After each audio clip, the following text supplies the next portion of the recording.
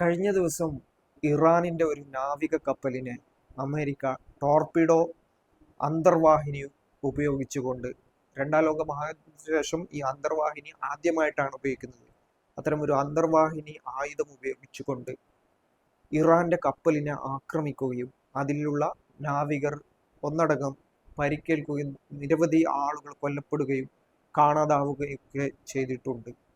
അന്താരാഷ്ട്ര സമുദ്ര അതിർത്തിയിലാണ്, അത് ഇന്ത്യൻ മഹാസമുദ്രത്തിന് പുറത്താണ്, ശ്രീലങ്കൻ മായി ചേർന്ന് നിൽക്കുന്ന ഇടത്താണ് ഇത്തരം ഒരു ആക്രമണം അമേരിക്ക നടത്തിയതെന്നാണ് പറയുന്നത്. ഏതായാലും ഈ ആക്രമണം നടത്തുന്നതിന് മുമ്പാണ് ഈ നാവികപട ഇന്ത്യയിൽ വന്നതും ഇന്ത്യയിൽ ഒരു അഭ്യാസവുമായി ബന്ധപ്പെട്ട്, നാവികാഭ്യാസവുമായി ബന്ധപ്പെട്ട് ഇന്ത്യൻ സർക്കാർ, അതായത് ഇന്ത്യയുടെ ഗവൺമെന്റ് ഔദ്യോഗികമായിട്ട് ഇന്ത്യ ക്ഷണിച്ച രാജ്യങ്ങളിൽ ഒന്നായിരുന്നു ഇറാന്റെ ഈ നാവികസേന എന്നുള്ളത്. അതിൻ്റെ കൂടെ 17ഓളം ഇറാൻ അല്ലാത്ത രാജ്യങ്ങളും അതിൽ ഉൾപ്പെട്ടിരുന്നു. മൊത്തം 18 രാജ്യങ്ങൾ ഉൾപ്പെടുന്നതായിരുന്നു ഈ നാവികാഭ്യാസം.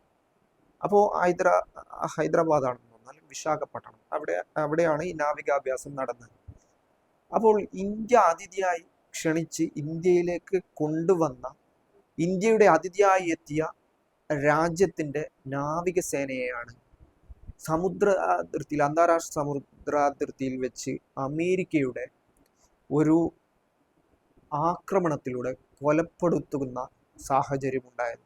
ആക്രമണത്തിന്റെ ആദ്യ വിവരം കിട്ടിയ ഉടനെ തന്നെ ശ്രീലങ്കൻ എയർഫോഴ്സ് നാവികസേനയുമായി ബന്ധപ്പെട്ട ആളുകൾ അവിടെ എത്തുകയും പരമാവധി ആളുകളെ രക്ഷപ്പെടുത്തിക്കൊണ്ട് അവിടുത്തെ ആശുപത്രിയിലേക്ക് മാറ്റുകയും മറ്റുള്ള ആളുകളെ കണ്ടെത്തുകയും ഒക്കെ ചെയ്തിട്ടുണ്ട്. ഇനിയും 24 പേരെ കണ്ടെത്താനുണ്ട്.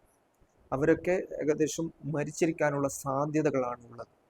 അപ്പോൾ ഇത്രയും ഒരു നിഷ്ഠൂരമായ ആക്രമണം അമേരിക്ക നടത്തിയിരിക്കുന്നത് എവിടെയാണ് എന്നുള്ളത് വളരെ വലിയ പ്രശ്നമാണ്.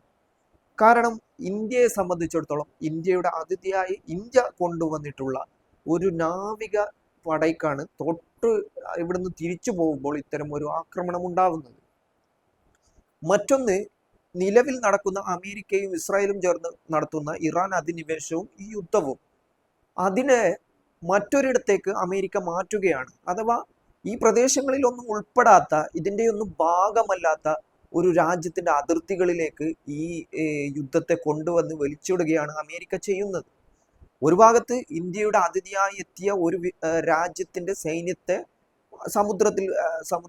ഇന്ത്യ സമുദ്രാതിർത്തിയിൽ വെച്ച് കൊലപ്പെടുത്തുന്നു. മറ്റൊന്ന്, ഈ ആക്രമണം നടത്തി യുദ്ധം വ്യാപിപ്പിക്കാനുള്ള നടപടികൾ എടുക്കുന്നു എന്നുള്ളതാണ്. ഇത് വളരെ വലിയ ഗുരുതരമായ സാഹചര്യത്തിലേക്ക് കാര്യങ്ങൾ പോയിട്ടുണ്ട്. ഇന്ത്യ ഔദ്യോഗികമായിട്ട് ഈ കാര്യങ്ങളോട് പ്രതികരിച്ചിട്ടില്ല എന്നാണ് മനസ്സിലാക്കാൻ കഴിയുന്നത് ഇതുവരെ. കോൺഗ്രസ് പ്രത്യേകിച്ചും ഈ കാര്യത്തിൽ അതിശക്തമായ വിമർശനം പ്രധാനമന്ത്രി നരേന്ദ്രമോദിക്കും കേന്ദ്ര സർക്കാരിനും നേരെ ഉന്നയിച്ചിരിക്കുകയാണ്. ഇവിടെ എന്താണ് നടക്കുന്നത് എന്നും ഈ രാജ്യത്തിന്റെ അധികാരം അല്ലെങ്കിൽ ഈ രാജ്യത്തിന്റെ ഉത്തരവാദിത്വം, തങ്ങളുടെ ശക്തി തെളിയിക്കേണ്ട അല്ലെങ്കിൽ പറയേണ്ട അല്ലെങ്കിൽ നിലപാട് പറയേണ്ട സമയത്ത് നരേന്ദ്രമോദി ഒളിച്ചോടുകയുമാണ് ചെയ്യുന്നതെന്നാണ് രാഹുൽ ഗാന്ധി പറഞ്ഞിരിക്കുന്നത്.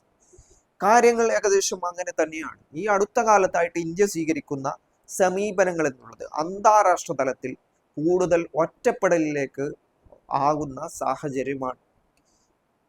നരേന്ദ്രമോദി എന്താണ് ചെയ്യുന്നത്? നരേന്ദ്രമോദിയുമായി ബന്ധപ്പെട്ട് കോൺഗ്രസ് നടത്തുന്ന വിമർശനം എന്നുള്ളത് എപ്സ്റ്റീൻ ഫയൽസിൽ കുടുങ്ങിയിരിക്കുകയാണ് മോഡി എന്നതാണ്.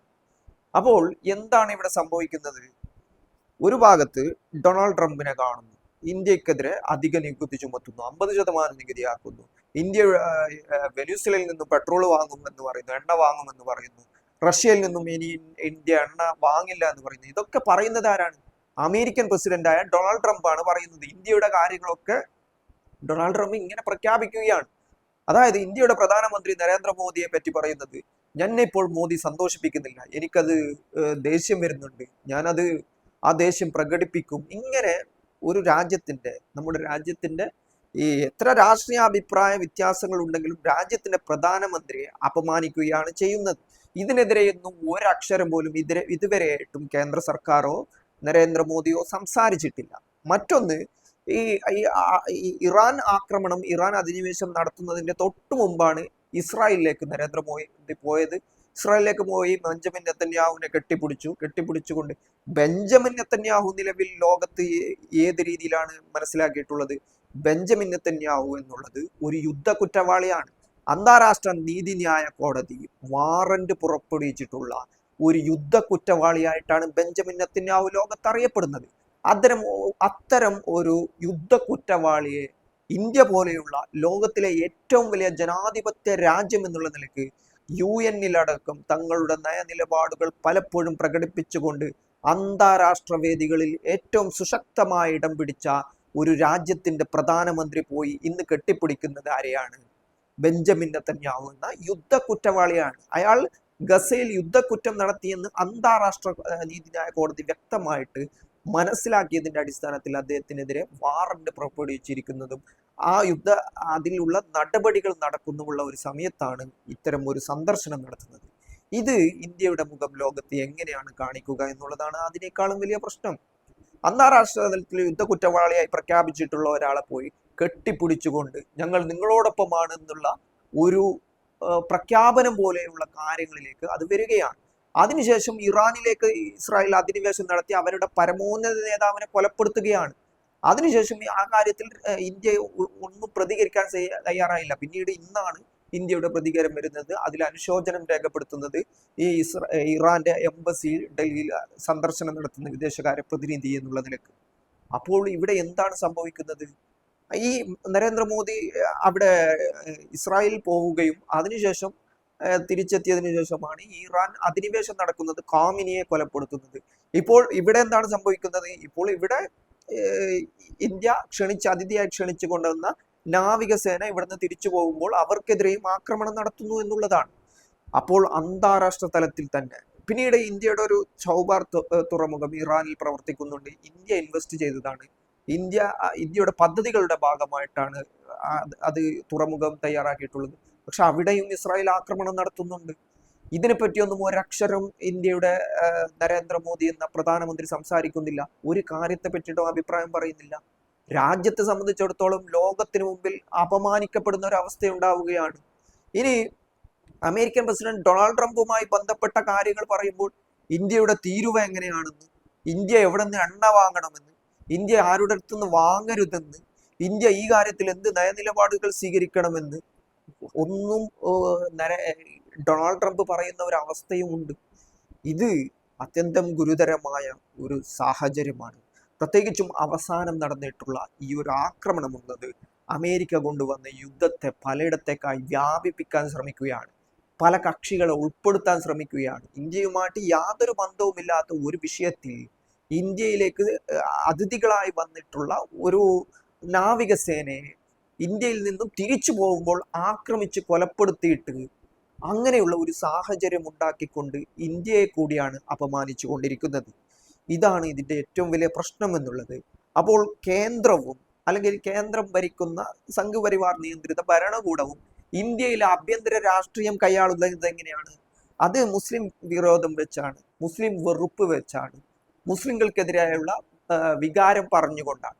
പക്ഷെ അന്താരാഷ്ട്ര തലത്തിലേക്ക് പോകുമ്പോൾ ഇതേ നയസമീപനം അന്താരാഷ്ട്ര തലത്തിൽ സ്വീകരിക്കാൻ കഴിയുമോ? ഒരിക്കലും സാധ്യമല്ല.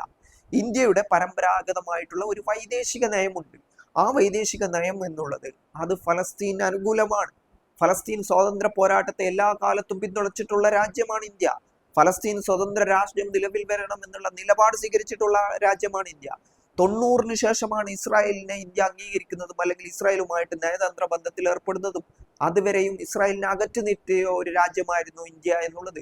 90-ലെ നരസിംഹറാവുവാണ് ഇതിന് മാറ്റങ്ങൾ കൊണ്ടുവന്നത്. ഇപ്പോഴെന്താണ് സംഭവിക്കുന്നത്? സമ്പൂർണമായിട്ടും ഇസ്രായേലുമായിട്ട് അടുപ്പത്തിലാവുകയും ഇസ്രായേലും ആയിട്ടുള്ള വ്യാപാര ഇടപാടുകൾ നടത്തുകയും ഒക്കെ ചെയ്യുന്നുണ്ട്.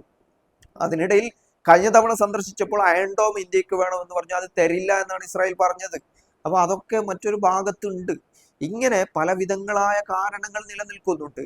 മറ്റൊന്ന്, ഗസയുമായി ബന്ധപ്പെട്ട വിഷയത്തിൽ ഗസയിലുള്ള ഒരു അന്താരാഷ്ട്ര തലത്തിലുള്ള ഒരു നടപടികളുടെ ഭാഗമായിട്ട് അവിടെ ഒരു സംവിധാനം ഒരുക്കുകയാണെന്ന് ഉള്ള ഒരു സമാധാന ഉടമ്പടി ഉണ്ടാക്കുന്നു. ആ അന്താരാഷ്ട്ര തലത്തിൽ ഉണ്ടാകുന്ന ആ സേനയിൽ ഇന്ത്യയെ ഉൾപ്പെടുത്തുമെന്ന് ബെഞ്ചമിൻ നെതന്യാഹു പറയുന്നു. നരേന്ദ്രമോദിയെയും ആ കമ്മിറ്റിയിലേക്ക് ക്ഷണിക്കുന്നുണ്ട്. പക്ഷെ ആ കമ്മിറ്റിയുടെ ഒരു പ്രശ്നം എന്താണ്? ആ കമ്മിറ്റിയുടെ തീരുമാനമായിട്ട് പറയുന്നത് അന്താരാഷ്ട്ര തലത്തിലുള്ള ഈ സേന അവിടെ ഇറങ്ങിക്കൊണ്ട് ഗസ ഭരിക്കാൻ പോവുകയാണ്. അങ്ങനെ ഗസയിൽ നിയമിക്കപ്പെടുന്ന സേനയിൽ തുർക്കി ഉണ്ടാവരുതെന്ന് ഇസ്രായേൽ പറയുകയാണ്. തുർക്കി സൈന്യം അവിടെ ഉണ്ടാകാൻ പാടില്ല എന്ന്. തുർക്കി എന്നുള്ളത് എന്താണ്? ഈ നാറ്റോയിലെ ഏറ്റവും പ്രധാനപ്പെട്ട കക്ഷിയാണ്. ഈ മേഖലയിലെ ഏറ്റവും വലിയ ഡിപ്ലോമാറ്റിക്കായി ഇടപെടുന്ന ഒരു രാജ്യമാണ്.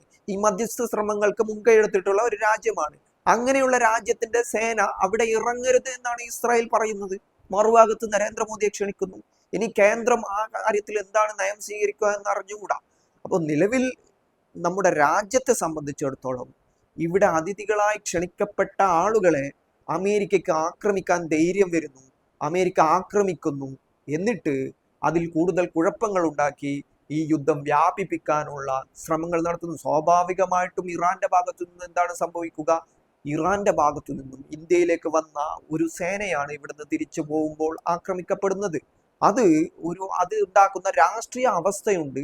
അത് മനസ്സിലാകാത്തത് കൊണ്ടാണ്, ആഭ്യന്തര രാഷ്ട്രീയം മുസ്ലിം വിരുദ്ധമായത് കൊണ്ട് അന്താരാഷ്ട്ര തലത്തിൽ എന്തും ഇത്തരം നയനിലപാടുകൾക്ക് അനുസൃതമായി നിലപാട് സ്വീകരിക്കാൻ കഴിയില്ല. ഇപ്പോ അഫ്ഗാനിസ്ഥാന്റെ കാര്യം എടുക്കൂ. അഫ്ഗാനിസ്ഥാൻ താലിബാനാണ് ഭരിക്കുന്നത്. താലിബാൻ ഭരിക്കുമ്പോൾ അഫ്ഗാനിസ്ഥാന്റെ പ്രതിനിധികളെ ഡൽഹിയിൽ ക്ഷണിക്കുന്നു. ഇവിടെ എംബസി പ്രവർത്തനം ആരംഭിക്കുന്നു. അവിടുത്തെ സർക്കാരുമായിട്ട് ഇന്ത്യ സംസാരിക്കുന്നു. അഫ്ഗാനിസ്ഥാനും താലിബാൻ എന്നുള്ള രീതിയിൽ വളരെ വലിയ പ്രചരണങ്ങൾ സംഘപരിവാർ ഇതിനു മുമ്പ് നടത്തിയിട്ടുണ്ട്. പക്ഷെ ഇപ്പോഴേ കാര്യങ്ങൾ എങ്ങനെയാണ് സംഭവിക്കുന്നത്? അപ്പോൾ അന്താരാഷ്ട്ര തലത്തിലുള്ള രാഷ്ട്രത്തിന്റെ നയവും ആഭ്യന്തര ദേശീയ രാഷ്ട്രീയവും രണ്ടും രണ്ടാണ്. ഈ വിഷയത്തിൽ ഇപ്പോൾ അതിരൂക്ഷമായ പ്രതികരണം കോൺഗ്രസിന്റെയും രാഹുൽ ഗാന്ധിയുടെയും ഭാഗത്തു നിന്ന് വന്നിട്ടുണ്ട്. രാജ്യം വലിയ പ്രശ്നങ്ങൾ, പ്രതിസന്ധിയെ നേരിടുന്ന ഒരു കാര്യത്തിലേക്ക് ഇത് വരും. ഇപ്പോഴ് ക്രൂഡ് ഓയിൽ, എണ്ണ വ്യാപാര മേഖല സ്തംഭിച്ചിരിക്കാനുള്ള ഒരു സാഹചര്യമുണ്ട്. ഇപ്പോൾ റഷ്യൻ എണ്ണ ഇറക്കുമതി ചെയ്യുമെന്നാണ് പറയുന്നത്. അപ്പോൾ മറ്റൊരു ഭാഗത്ത് എണ്ണ ഇറക്കുമതി എന്നുള്ളത് നിശ്ചലമാവാൻ പോവുകയാണ്. മറ്റൊന്ന്, ഈ ഇന്ത്യയുമായി ബന്ധപ്പെട്ട ചരക്കു കപ്പലുകൾ, അതുമായി ബന്ധപ്പെട്ട ഒരു നാവിക, ഒരുപാട് ഈ മേഖലയിൽ പ്രവർത്തിക്കുന്ന ആളുകൾ ഈ ഹോർമുസ് കടലിടുക്കടക്കമുള്ള ഈ കടലിൽ കുടുങ്ങിക്കിടക്കുകയാണ്. അങ്ങനെ കുടുങ്ങിക്കിടക്കുന്ന ഇവർ കേന്ദ്രത്തെ ബന്ധപ്പെടുകയും ഇവിടുന്ന് രക്ഷപ്പെട്ട് ഇങ്ങോട്ട് തിരിച്ചു വരാനുള്ള ഒരു സാഹചര്യം ഉണ്ടാക്കണമെന്ന് പറഞ്ഞിരിക്കുകയാണ്. അപ്പൊ അവിടെ നിന്നും ആ കപ്പലുകളെ തിരിച്ച് നാട്ടിലേക്ക് എത്തിക്കണമെങ്കിൽ ഓൾറെഡി 3 ഷിപ്പുകളുടെ 3 പ്രധാനപ്പെട്ട ക്യാപ്റ്റന്മാർ കൊല്ലപ്പെട്ടു എന്നാണ് ഔദ്യോഗികമായിട്ട് ഇന്ത്യ പറയുന്നത്. അപ്പോൾ ഈ അന്താരാഷ്ട്ര തലത്തിൽ യുദ്ധസമാനമായ ഒരു സാഹചര്യത്തിൽ ഈ ഇറാന്റെ അധീനതയിൽ വരുന്ന ഈ പ്രദേശങ്ങളിൽ നിന്നും ഈ ഷിപ്പിനെ തിരിച്ചു കൊണ്ടുവരണമെങ്കിൽ അതിലും നയതന്ത്ര ഇടപെടലുകൾ ഉണ്ടാവണം. ഒരു ശത്രു പക്ഷത്ത് നിർത്തിക്കൊണ്ട് ഒരു രാജ്യത്തെ കൊണ്ടുള്ള നയസമീപനങ്ങൾ അന്താരാഷ്ട്ര തലത്തിൽ ഇത്രയും അതിസങ്കീർണമായ സാഹചര്യത്തിൽ അമേരിക്കൻ ഇസ്രായേലി പക്ഷം ചേർന്ന് നിലപാടുകൾ സ്വീകരിച്ചാൽ അത് അത്യന്തികം ഗുരുതരമായ സാഹചര്യത്തിലേക്ക് കാര്യങ്ങളെ കൊണ്ടെത്തിക്കും എന്ന് തന്നെയാണ് മനസ്സിലാക്കേണ്ട പ്രധാനപ്പെട്ട വസ്തുത എന്നുള്ളത്.